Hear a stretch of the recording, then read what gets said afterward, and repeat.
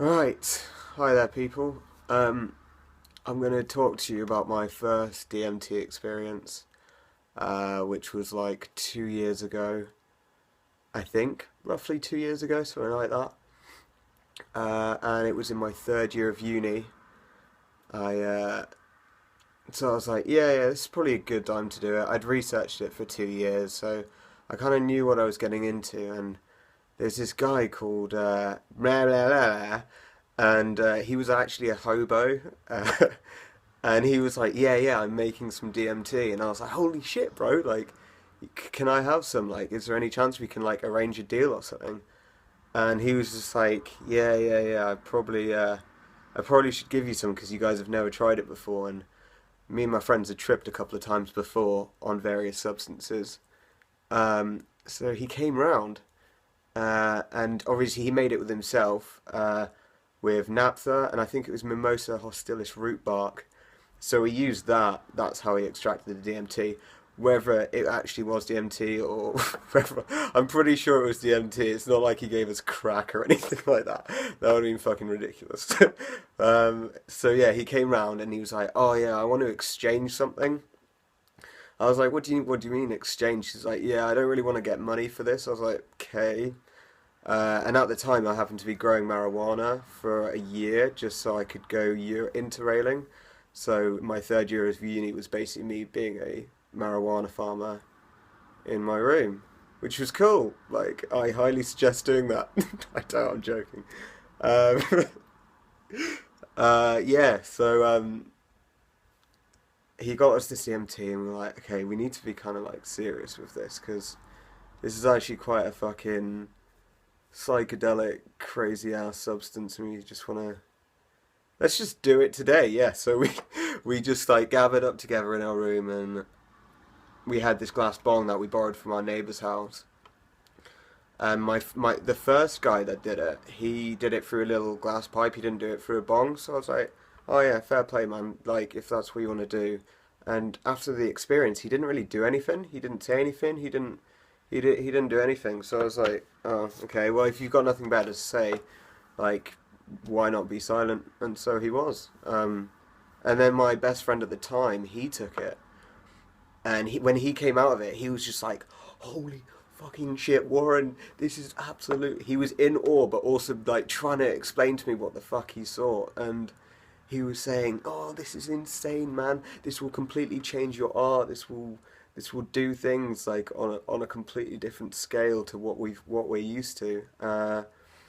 So I was like, yeah, this sounds fucking crazy. It was my turn, and I put on Rising Up by Dreamtree Project. So if you guys want to check that out, I fucking love that kind of music. So I put that on, and I just kind of just calmed down for a moment and just I just took a few breaths, and I was like, okay,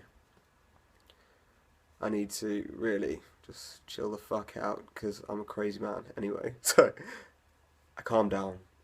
I sandwich method, I didn't use a lot of marijuana. I used like a little bit of tobacco as well. I know it's pretty grim putting tobacco in a bong, but I really wanted to purify the high with mainly DMT rather than, just joining it up with another like mild psychedelic substance like marijuana. I just didn't want to do that.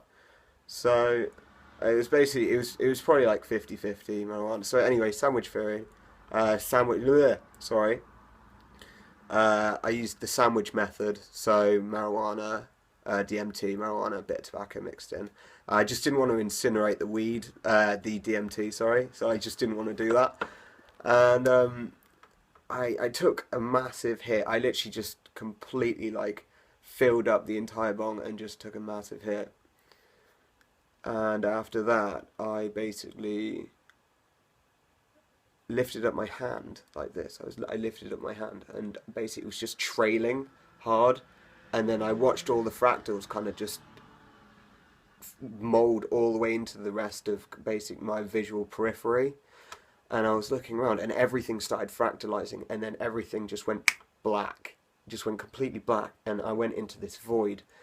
I feel like I didn't go any further. Either one, I didn't break through, which a lot of people say, or two, why is my phone going off? Okay. I'm not picking that up.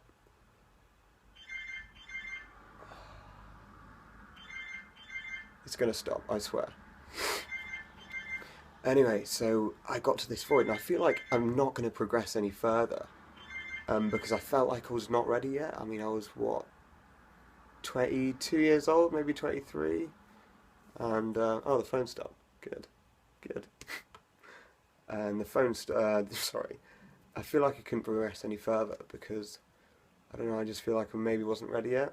But as I came down from basically this black void, I came back down into this sort of. It was basically in front of me. I was in this realm, and there's this fucking massive 3D golden pyramid. It was like this huge, huge golden pyramid, but it wasn't like a conventional pyramid. Like it wasn't like in ancient Egypt, you know, the bloody blocks of yellow sand rock that they used to form pyramids. It was all these tiny little contraption things that were kind of spinning around with lights and glowing things, and they were all kind of doing their own little thing and going. It was almost like a mechanism, but because there were so many of them and they were all doing something else, but they were doing it in unity, but then they were all different, and then they were all the same, and I was just like, what the fuck is going on here? Like, how am I meant to explain this to anyone? This is practically impossible to explain. Like, maybe if I had, like, the LSD language, then I could probably speak about what I saw on DMT, because everyone knows, like, you can kind of explain LSD to a certain degree, but not fully. Um, so yeah, if I had that, I probably had a potential to describe what the hell was going on. But it was basically the best thing that I've ever seen. I was completely confused, completely baffled. There was no way I could explain this apart from what I'm doing right here. And that's probably why it's taken me 2.5 years to fully explain what I'd witnessed. But as I eventually came down, I was also shaking. um, yeah, I mean, I've not done it again in 2 years, but I think it's definitely on the cards, and I think I'm going to do a couple more videos on the things that I've done in the past. So yeah.